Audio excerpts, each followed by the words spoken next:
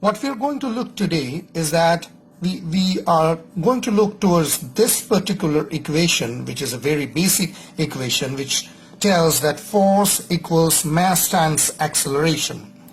Now we know what is force and we know what is mass, but let us see a little bit more detail in this part, which is the acceleration part. Now we know that this acceleration, what we are looking is this, F. We can write it as M. And acceleration, we know that it is the final velocity, which is V, minus the initial velocity, which is given by U, followed by the time. So this is the final velocity denoted by V. This is U, the initial velocity, divided by time.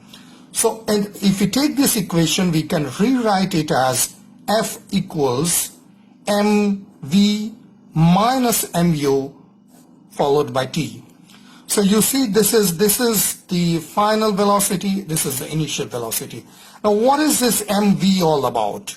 We know from the previous formula that it is momentum. So P equals mv. So mv is basically the final momentum and mu is the initial momentum, right? And t obviously is the time, that is the time. So from this equation we can find out that force or acceleration, it is a rate of change. So from this equation we can write further that force equals change in momentum whole divided by time. We call this change in momentum because this is the final momentum minus the initial momentum, you get the force. Now the most significant factor in this particular equation, if you look at that, is that if the time increases, the force decreases. If the time increases here, the force decreases. Now for example, we are riding in a car and this car is moving towards this, that is a positive direction, this velocity is this, and it is moving at 20 m per second, right? And God forbid it is going to hit a wall. Here is a wall and this car is moving and it is going to hit the wall. So in this case, as we know that U is 20 m per second, we can calculate the force, which is the change in momentum, which comes from particularly this formula, that is F equals mv minus mu followed by t. And we know that mv in this case is 0 because when the car hits, this is going to be at a standstill. So v is going to 0 and mu we know is 20 m per second, right? So following from this particular formula, what we get is F equals 0 minus 20 m per second by t, right?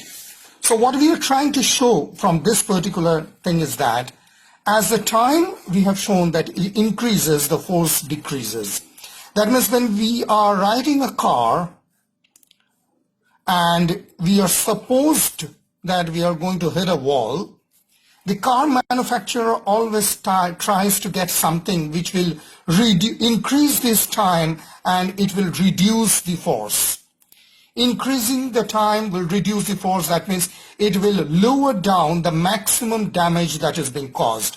And that is the reason that you have to see, if you imagine yourself sitting in front of the car and driving it, when it hits this particular wall, some crumples or some pillow is right in front of your driving seat, in front of the steering that you're driving. So even if it is not huge, but if we can increase this time, that means the time that this car would take in order to hit this wall, if we can increase this time by using this pillow, this cushion covers or the seat belt which is tied up to you, then this force at which it is held, it is hitting, it will come down, and thereby as a driver or the damage will be the minimal. So From this video, we have seen that force, how we can derive it, and we saw this is basically the rate of change. Acceleration is basically the rate of change from the final momentum minus the initial momentum. And we have seen from this equation that if we can increase the time by which a car hits this particular wall, then the force decreases and we can bring down the maximum amount of damage which is caused. Thank you for looking into my video.